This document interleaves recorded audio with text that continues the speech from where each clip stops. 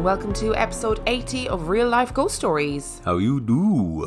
To kick things off this week, we need to say thank you to our newest Patreon subscribers. We would like to thank Kaylin, Jared Ramirez, Sally Dawkins, Chantel Helberg, Jenna Stanton, Janelle Lapierre, Amy Slavin, Rhiannon Cole, Josie Taylor, Sean Lewis, Adelina Martin, Amy and James, Harley Penna, Rebecca Goodacre, Catherine Lee, Stacey Jewis, Zena Yallop, Will Denham, Emma Martin, Jess Graziano, Slanty. and Holly O'Reilly. Well done. That wasn't too bad today. I don't know why I Italianised your name. I'm sorry. I just could. I like this the way you say grazie. Is that offensive? I don't even know. No, I don't know. I'm sorry if it is. And we also need to thank our key workers this week. Yeah, so we've been saying thank you to all you guys that are doing some really good work for us at the moment in this very confusing and difficult time. So we've got a few shout outs. Our first shout out is to Amy from Tucson in Arizona. I get the complicated one wrong. Yeah.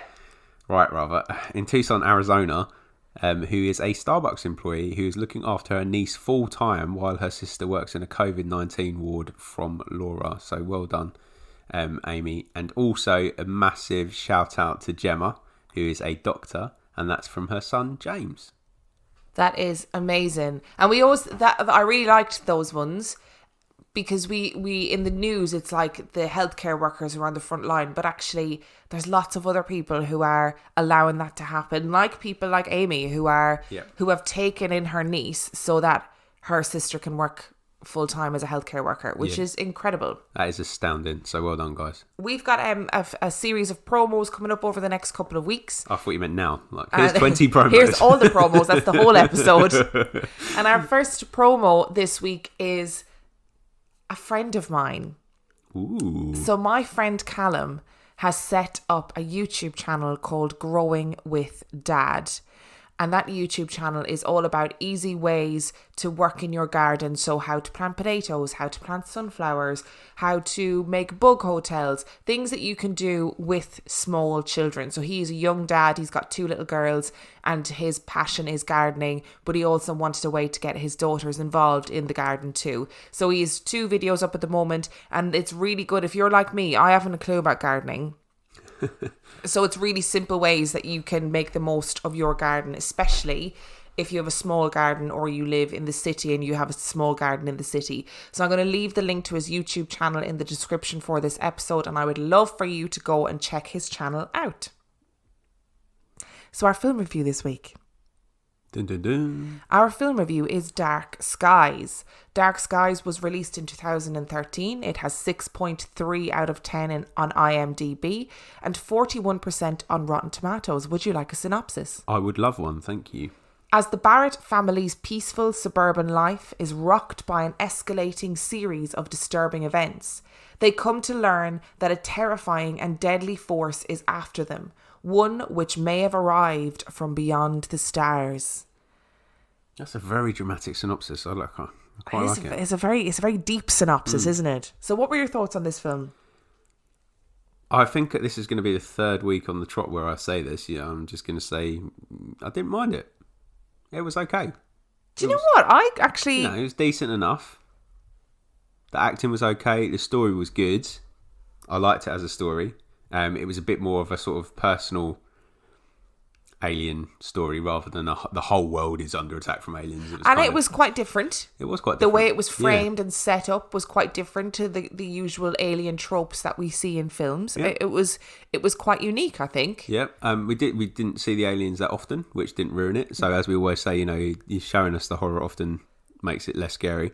It was kind of a good thing too, though, because when you did see them, they were just spindly looking fuckers. Yeah, a bit shit. That's potentially what they look like, though. So just be careful. Who are we to judge? Yeah, Tom DeLonge was right. The only thing I really detested about this film was the dad, who was a complete douchebag. What an absolute dickhead of a character.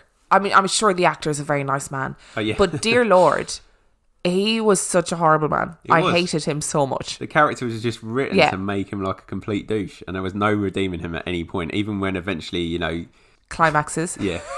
and he's potentially making right moves. The damage has been done. He's just a douchebag. He's not a very nice man at all, actually.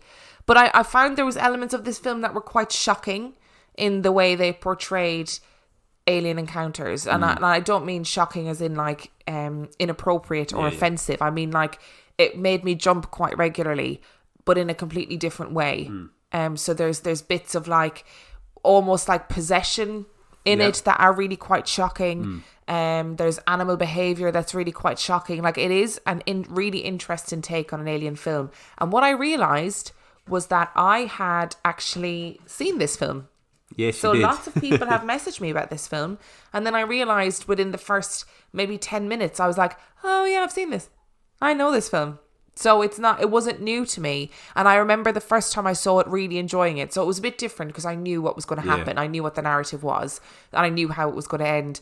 But actually I remember the first time I watched it really quite enjoying it. Yeah. Enjoying it as in like I found it very frightening. And I hadn't seen it and I thought it was good. I thought there was the character that they went to for advice about alien abductions and stuff. Yeah, alien information. He was a good little character, a good little side character. And the twist was nice. Yeah, I thought so too. And that's all I'm going to say because, for want of... I mean, if you're looking for an alien film, this is not a bad one to watch. No, but it's really also not... If you're looking for something that's an alien film in the vein of Independence Day where it's full-on mass alien invasion, this isn't not going to happen. No. It's more like Signs, I guess. Yeah, it's like a new take on the Signs idea, I guess.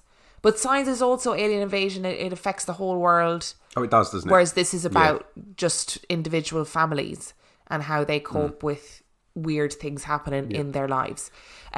I'd have to say, I'm not going to spoil anything, but there were certain actions of the aliens that just didn't really make any sense to me. There were things that they did that I just felt like, God, that seems like a lot of effort to go to just to annoy a family. But maybe they're just annoying.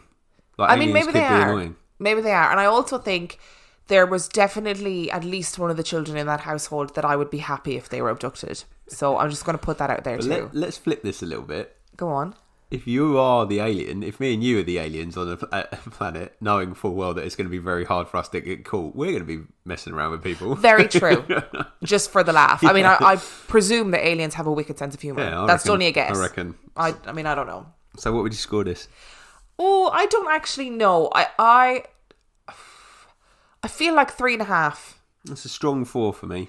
Do you think? Maybe I'm going to go 4 then. I don't know. I did like it. I enjoyed it as a film. I don't find alien films particularly scary. No, and I really do find them scary, but this was the type of film where it's very cleverly scary. Yeah, it felt like a sort of almost like a drama. Yeah, I'm gonna. Do you know, fuck it. We're gonna do it. I'm gonna go for 4 as well. Okay, nice. Going for 4. So Team 4. So 2 4s for Dark Skies. 2 4s for. 4 far too many 4s. So before we start this week's episode, I need to caveat it with something. We have very special guests on this week's episode, yes, as you'll see from the title. Now, I very stubbornly decided to use this audio program rather than record this episode the complicated way. It's very difficult to record from 2 different locations in America and in the UK, but we somehow managed it. So the audio is not as clear and good as it ordinarily is. It's not bad. It's not offensive to your ears. Don't worry. But I'm just giving you the heads up that the audio might not be as good as it ordinarily is. And I was very desperate to make sure that the guests on this week's episode got the airtime they deserved. So this episode is a little bit of fun. It's a little bit of silliness and ridiculousness, and I hope you enjoy it.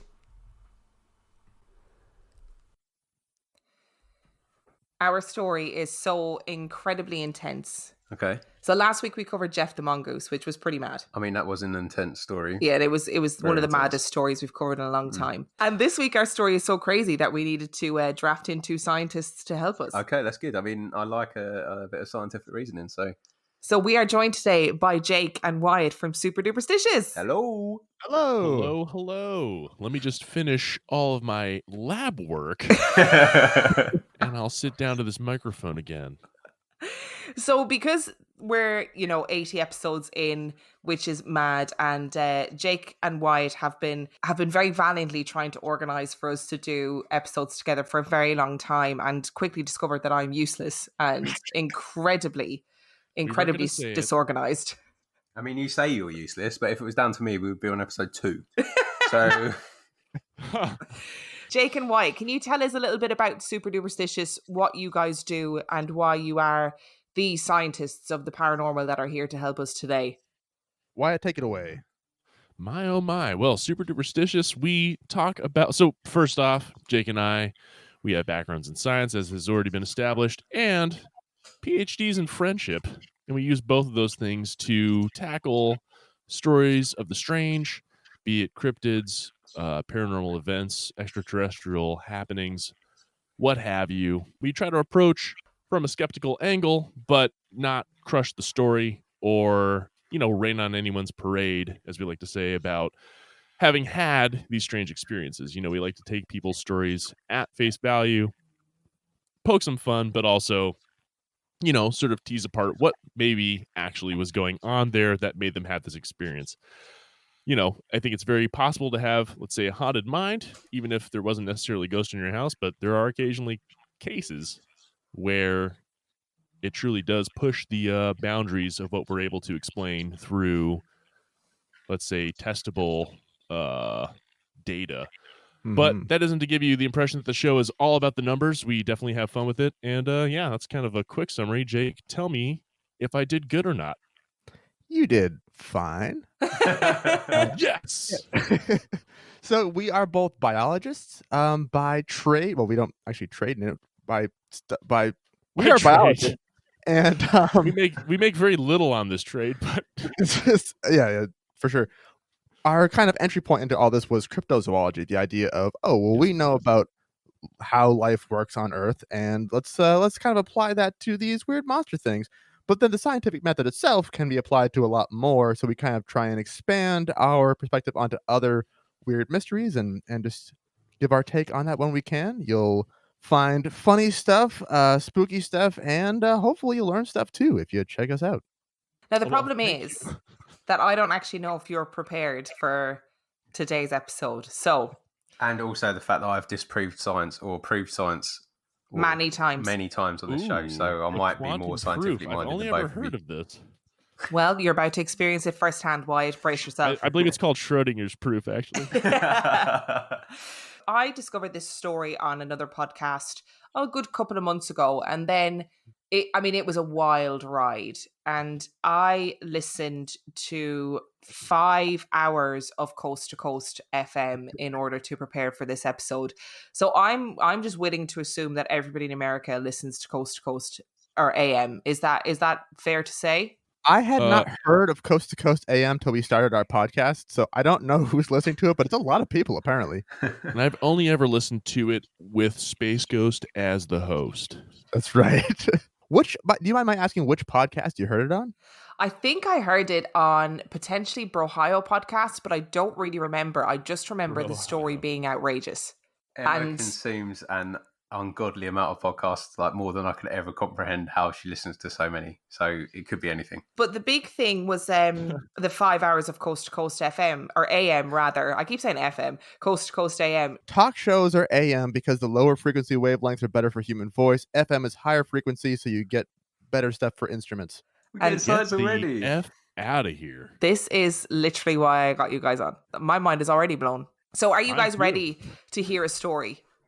Oh, yeah. I will need a little bit of time. Okay, now I'm ready. I'm going to pause halfway through so that you can ask any questions that you may have or make any suggestions or comments. I mean, you can interrupt either, whatever you want to do. If we have burps or stupid things to say, is that okay? Yes, but you need to raise your hand first. But you can't see us. That's the point. Very loud when I raise my hand. She got us, Wyatt. She's crafty.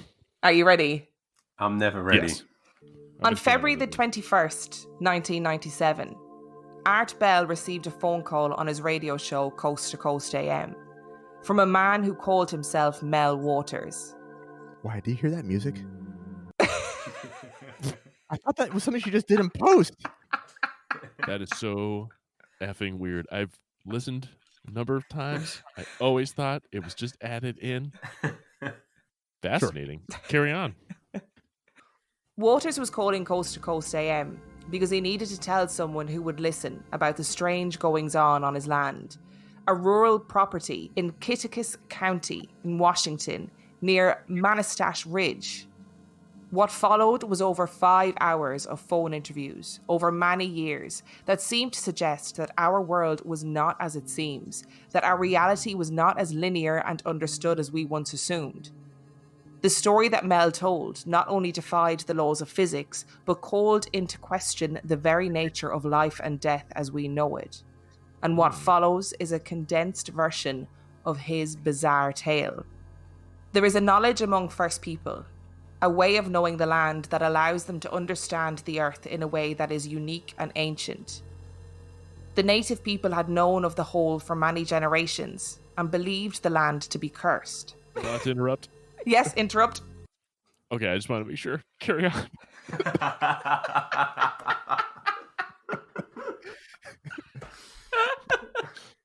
This is going to be a long story. I think we should have gotten buzzers, like little sound effects when they want to talk. My hand was raised since you started talking, but you did not see it. I'll make a sound effect when I want to buzz in. Does that work?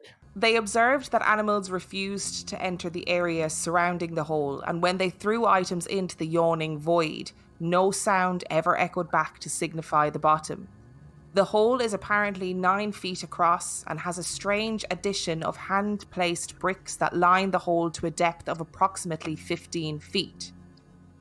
Locals would use the hole as a trash disposal unit and dispose of whatever they needed to get rid of by lobbing it into the dark abyss. Waters thought that he had hit the jackpot. A hole where you can dispose of all your garbage. Not good for the environment, but brilliant for his finances. As Waters and his neighbours threw increasingly larger items down the hole, he began to realise that there was no evidence of the hole filling up, but also no evidence that the items were ever even reaching the bottom. Yes, Dan, he has an interruption. So this guy has a hole in the ground, and his first thought is, excellent, I can make some money by letting my neighbours throw garbage into it. Finally, yeah. I can use this. Wow. Jake, clearly he never threw your mama down that hole, because that would have plugged that thing up immediately, you know what I'm saying? Schoolyard punch thrown. We'll talk after the show. Would you like some knowledge of some items that he threw down into the hole? Please. Yes. He threw down a refrigerator. He threw down old televisions. Are we talking widescreen or? I mean, it doesn't matter. It's CRTVs. He threw down dead animals, cows in particular. I want to mention that I'm picturing him holding all these things over his head and throwing them in with two hands. And saying, down into the hole. I'm also thinking that Mel might be a 16-year-old boy, because this sounds like a young man's sort of kind of game. That is very true. Waters needed to find out exactly what was going on with this hole. In 1996, he decided to concoct an experiment to determine once and for all exactly how deep this hole was and how much longer he could continue to use it as a free rubbish tip. He attached a 1 pound weight to a length of fishing line. He had been a semi-professional shark fisherman, so had an abundance lying around, and lowered it into the hole, determined to solve the mystery. Spool after spool of fishing line was lowered into the hole until Waters estimated that the hole was a physics-defying and mind-bending 80,000 feet. But Waters' observations about the hole didn't end there. He would shout down the hole and receive no echo back. He would bring radios to the hole and they would pick up strange voices and mysterious music that was old-fashioned and unexplained. How much fishing wire do you need to measure 80,000 feet depth? All of it. They've actually only ever made 65,000 feet of fishing wire. So it's just not... I mean, you would need 24 kilometers, basically, worth. 24 kilometers, which is about as much as is on my fishing rod. So maybe he only had to use one. The thing is, right, I have no perception of distance or space or time, really. And even when They're I overrated. read this, I was like, you know what, 80,000 feet sounds like a bit of an exaggeration. I just don't see how we can accurately measure that. And that's my problem with it. Because you'd But have to have what- like 81. Well, you wouldn't have to have 81. Well, we would have to have like a fair amount. But of what fishing he wire, did wouldn't you? was he had lots of different spools, and each spool had a certain amount of fishing line on it, And you just tied them all and he together. tied them all together. Okay, fair enough. I mean, it's not impossibly deep. It's 15 miles deep. It's crazy deep, but it's not impossible. It's not like he like put a weight through the earth entirely or anything. No, but I want to point out that, say, like the Marianas Trench, or the Challenger Deep, I should say, in the Marianas Trench is 7 miles below the surface of the ocean. As far as deep points in the Earth's crust that we're aware of, that is a lot more. Yeah, it's almost twice. Well, it's almost twice. It's good maths. Almost twice. It is twice. It's over twice. This also proves that this guy's clearly not a child, because if he was a 16-year-old boy, his first thought would be to get his friend and lower him into the well to see how deep it goes. No, that would So be the fact that he's hilarious. used It's fishing true. wire proves that he's a bit older than I thought. The native people had long said that the hold had the ability to bring creatures back from the dead. While this may seem like a phenomenon worth celebrating, the joy of bringing back pets or even loved ones from the dead would be tempting to anyone. But according to the native people, it comes from a curse on the land and is not to be meddled with by humankind. There's a cemetery in my home state of Maine I could refer you to that tells you, yeah, you shouldn't do that.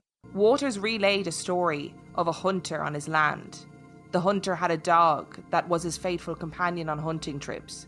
Unfortunately, on a hunting trip in the secluded land around the hole, his faithful companion became ill and died.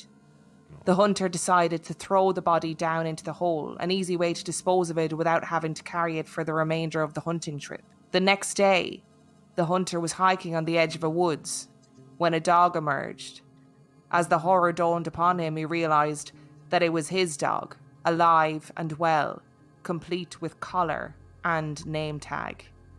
I was worried that the story was going to end with the dog shooting back up out of the hole, but alive. Yeah. Like being spat out because the hole had finally had enough. After the interview with Art Bell went public, things changed for Waters. He was plagued by what seemed to be official personnel from the government. In one instance, Waters was heading to the hole to conduct some more experiments, although he doesn't specify what these experiments were.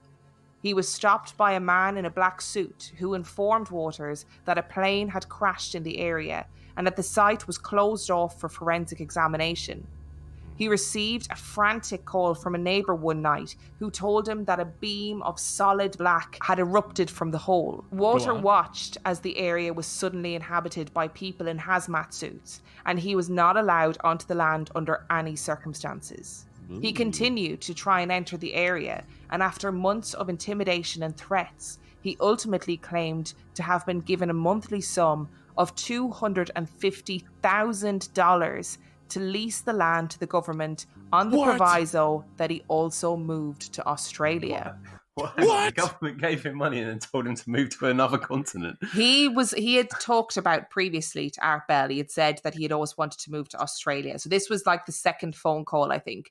And then the government offered him $250,000 a month to move to Australia. Month? Yeah, a month. A month. That That's is a month. I totally missed the month part. Oh my Yeah, god! I I was missed the month. not being a jerk about it that I didn't. Wow. Why did they move him to Australia? That was his choice, apparently. He had said he was being threatened. Oh, they weren't like, we'll give you a huge chunk of $1 million, but you have to live in Australia now.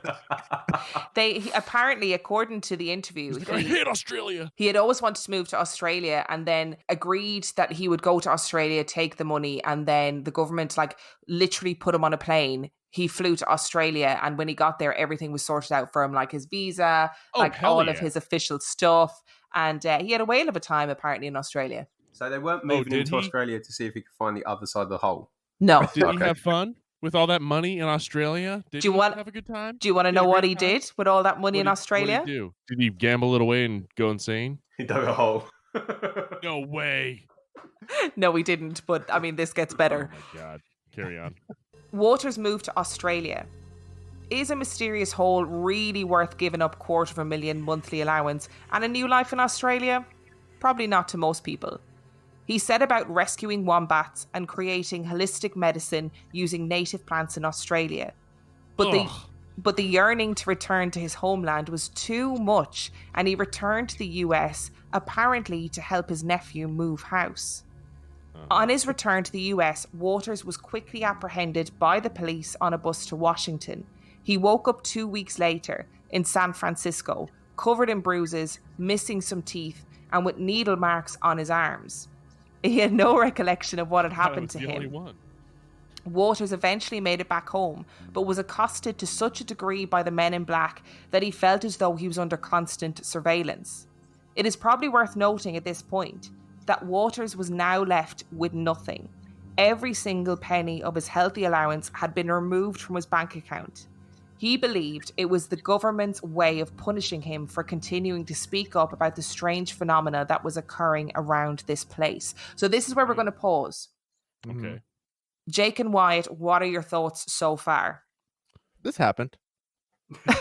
Wow. I mean, so far, do you want me brutal honest truth? Yes. Sounds like a really fun urban legend. Who in the effing world, sorry to use such harsh letters, you can swear on this podcast. Are you effing kidding me? No, but who honestly would give up that much money to come back unless there was some crazy thing going on, they were hypnotized, or I don't know. It just seems wild to me. But, or perhaps, and I'm going to throw this out there, maybe they were making all of it up. Just snowballing here. Possibility that he could have just called into a radio show and with no evidence other than his own voice, told all this stuff. So, Dan, what do you think? Could not have I've got a theory for you guys. So what if the actual reason that he gave up this money and moved back to the hole was he was making more money from his rubbish disposal business than he was from the government? That's a good point. I mean, if they're doing like illegal dumping of nuclear waste down that hole, he's probably making a fair packet, I'd say. That is an extremely good point. Yes. And I guess depth of 80,000 feet or like 24 kilometers down, you got at least 10, maybe 20 years worth of continuous trash dumping if you really want it. And it probably explains the dog coming back to life, because if it's full of nuclear waste, there's probably some comic book thing, isn't it? The corpse goes, hits the nuclear waste, comes back to life. I'm sure that's how science works, right? Yes, we can confirm that. I mean, I'm kind of embarrassed for you that you even had to say it out loud. I mean, similarly, black beam of light or whatever we want to call it shooting up out of the hole or out of any kind of hole in the ground. Very typical of holes in the ground. And we've all seen it. You might think that this would be the end of the story, right? That Mel Waters and his story would fade into obscurity, and this story would be a sidebar in conversations among paranormal enthusiasts. But this isn't the case. Because you see, Waters again contacted Art Bell, and this time he had found another, even more mysterious hole in the Badlands of Nevada. This is a good setup for a joke if you want it. Go on. This time, without government intrusion, Waters requested the help of the local native population to conduct experiments on this second hole. Here we go. Experiments that were far more in-depth and scientific than the last. Unlike the first hole, this hole had a metal rim. Oh, God. That's second base, right? You're unlucky, I'm sorry to say. The metal rim, never a good sign.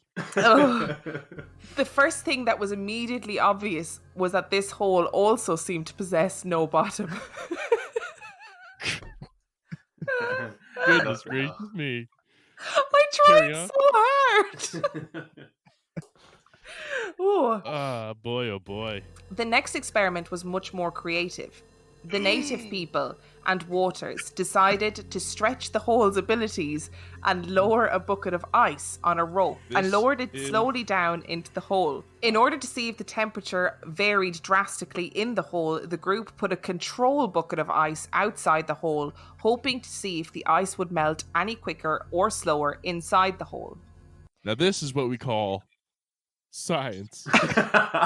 Because as we know, this was well before the advent of thermometers or any other way of recording temperature. I am actually struggling to read this. This is so ridiculous. Carry on. It was a straightforward experiment, which yielded thoroughly unexpected results. The group slowly pulled the ice back up after lowering it to around 1,500 feet. The ice hadn't melted, but somehow it was warm to the touch. Not only this, but the ice somehow seemed to have changed its makeup to have become some sort of heat source. So powerful was this heat source that one of the group reportedly took it home and used it to heat his home by keeping it in the stove. Oh my god. All right. We may be laughing, but this could be some of the best technological advancement I've ever heard of. I know we were saying that it was maybe made up or an urban legend, but I realized now I was speaking too soon. Jake and I have discussed fire ice on our show basically every episode. To find out now that it's real is just blowing my mind. The ice never needed to be reheated or changed. It simply sat and burned eternally. The problem was that the ice seemed to grow steadily in weight and the stove began to sink into the ground, and ultimately the man had to get rid of it. It didn't just open up a third hole. Maybe that's how the holes are created in the first place. The holes are created by infecting ice with heat, sinking, growing disease.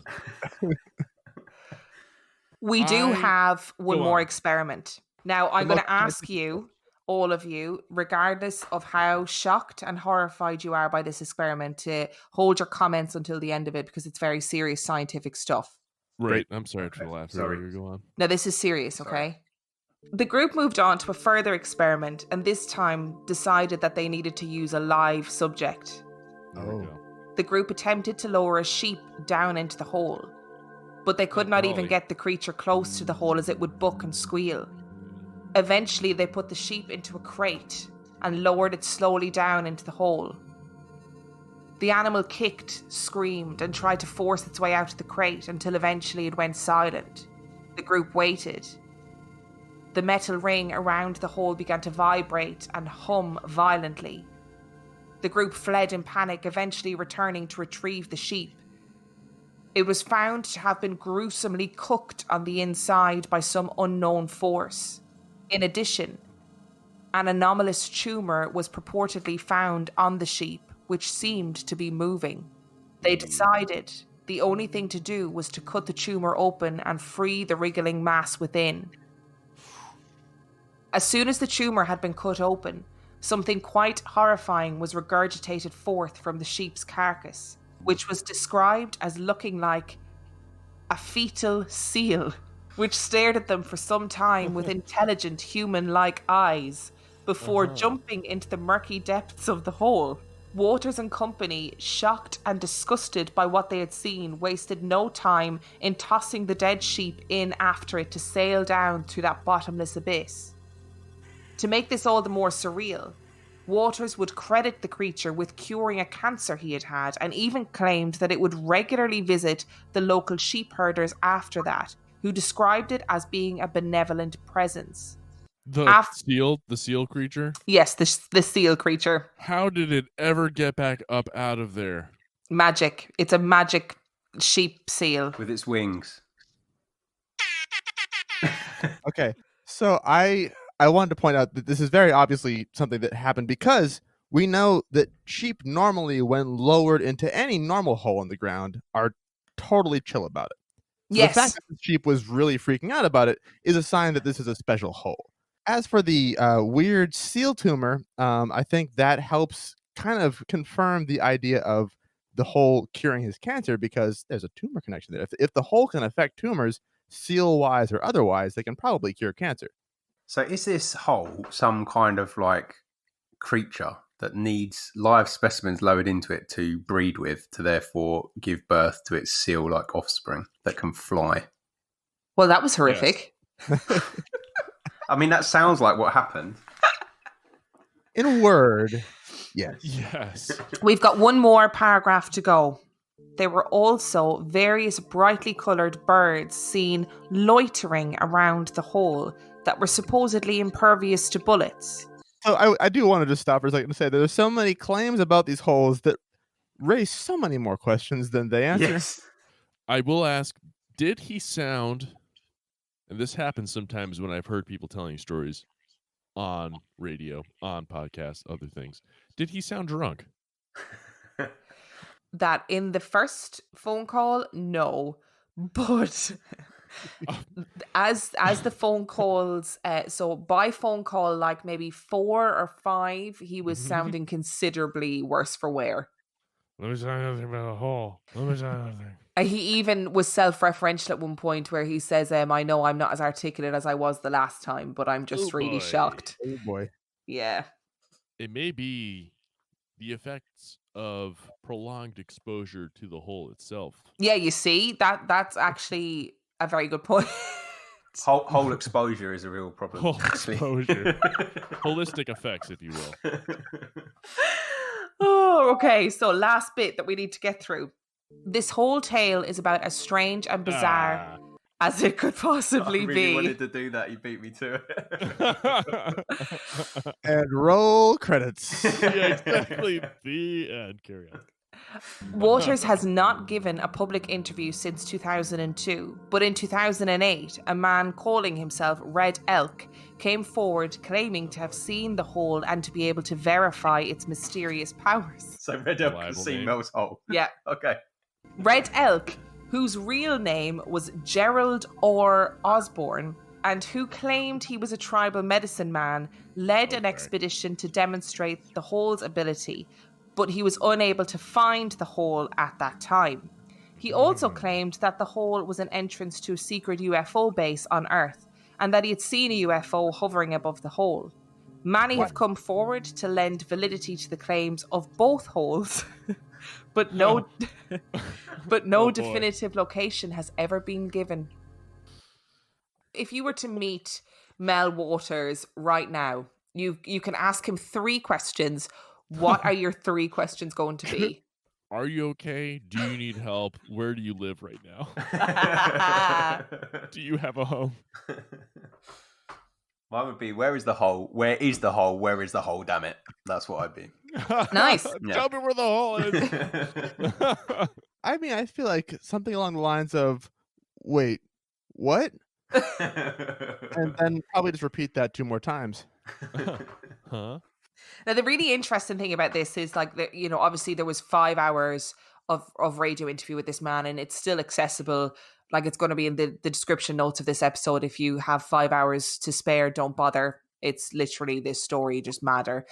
Somebody's written a book about this. There's people who have spent many, many years searching this. There was an original Google Maps that was kind of like Terra Maps or something, and it was claimed that Mel's Hole had been like obliterated from the map. I need to stop saying Mel's Hole. It was Terra Carts. Mel's Hole. I need to ask a very serious question. So you said that lots of books have been written about this. Yeah. Is there some erotic fantasy about Mel's Hole that's been written? Oh my God, I really hope there has been. Surely. There has to be. And if there's not, there is a gap that can be filled. There it is. There it is. So, Jake and Wyatt, we need Yes. to make a decision about whether or not Mel's Hole exists, whether or not Mel's Hole is full of refrigerators, sofas, general rubbish, whether or not Mel's Hole can emit a black beam, and whether or not Right. Mel has a second hole where fetal seals are born through sheep. I've got 3 theories to offer you. The first one is the 16-year-old child theory that Mel is actually 16 years old, because there's plenty of evidence that I've already gone through in that he is behaving like a child. He is clearly shooting anything he sees. He is throwing stuff down the hole, which is a child trait. So the first one is he's 16 years old, and actually this is just a story of a child that has got way out of hand. You know, when little kids tell stories and they add details, it's one of those. The second theory that I've got is that it is just what are they called, those holes that open up in the ground, sinkhole, and it's just very deep and it's full of trash and there's nothing interesting about it. And the third one is that it is indeed a living entity that moves location depending on what it needs to feed on. So Mel was able to keep it open because actually its main food source is refrigerators. So it stayed there for a long time. But when Mel went to Australia, it had to change location because nobody was throwing refrigerators in there anymore. I'm going to say one of those theories is ridiculous, and it's the first two of them. Emma, you heard Mel on the radio show. Does his voice sound teenage?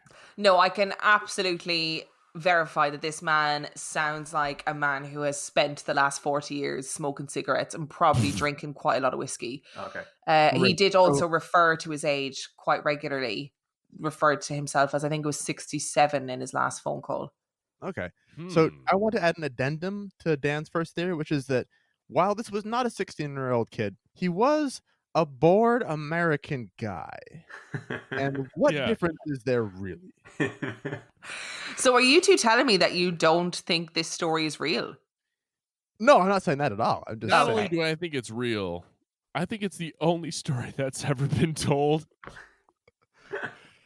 And it is true. Yes. It's obviously 100% real.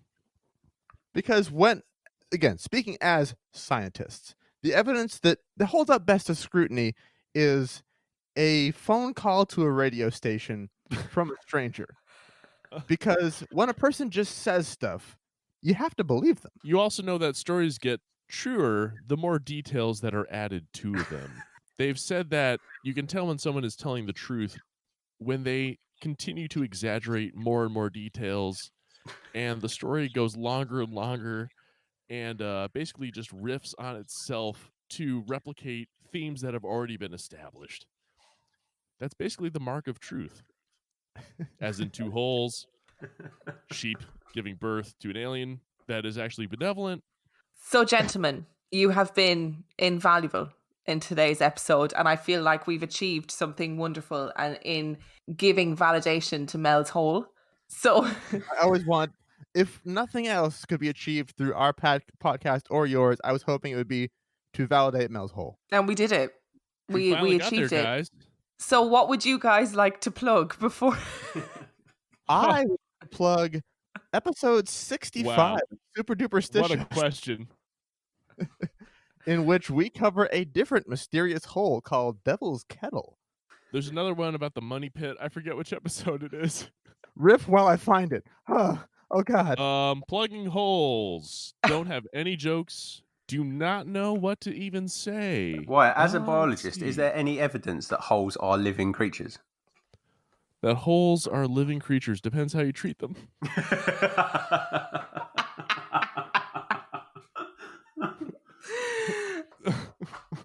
Episode 48. There we go. No, that's wrong. I'm sorry. Wrong one. Fuck. Oh, we have so many episodes, guys. I'm sorry. Doesn't matter.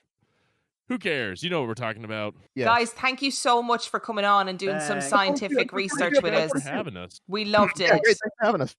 Would you like some new reviews? Yes, I would. Review number 1 comes from Will LC. And it's entitled, Love These. Started listening to these at work. A lot of my job is pretty monotonous. I take photos of old stuff for a museum. And really enjoyed them. Introduced my boyfriend and now we're both hooked. We've been listening to them before bed every night. Cool. What a cool job. I know, what an amazing job. It probably is monotonous if you do it all the time, but it's quite exciting. And our second review comes from It's Randy. And it is entitled New Listener. New to your podcast, and so I'm very behind and catching up. I loved the Dear David episode, but then the abrupt ending, I was taken out of the trance of fear, which was good, but also left me definitely wanting to know more. Just listened to your Insidious review and 1,000,000% agree that they ruin it once you see the demon. But the other movies are actually much, much, much better. And the storyline given through the movies is awesome.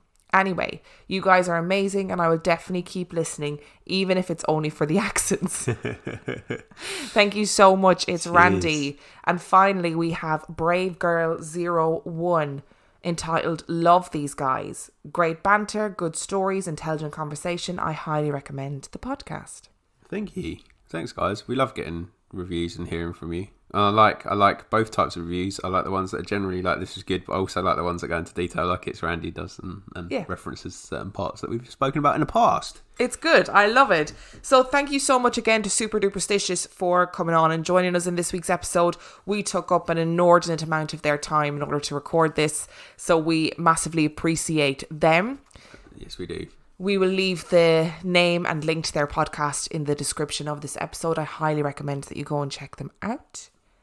And if you enjoyed this week's episode, you can find us on Instagram. I'm on Instagram at Real Life Ghost Stories. Dan is on Instagram at 50p Movie Club. You can find us on Twitter at Real Ghost Pod. You can find us on Facebook, Real Life Ghost Stories. Give our page a like and join our supergroup, or LGS Supergroup, where the password is Emma and Dan. You can send us your stories to reallifeghoststoriespodcast@gmail.com. You can also support us on Patreon for either $5 or $2 a month, and you get, tons of extra episodes. Tons and tons and tons. And if you sign up, you get the complete back catalogue of all the episodes that we've done on Patreon, and you can cancel any time that you wish. Join our YouTube channel, buy our merch, all that other good stuff. Hit that bell. I don't know if that's applicable to this bit now, but do it anyway. And on that note, we shall see you next week. Bye.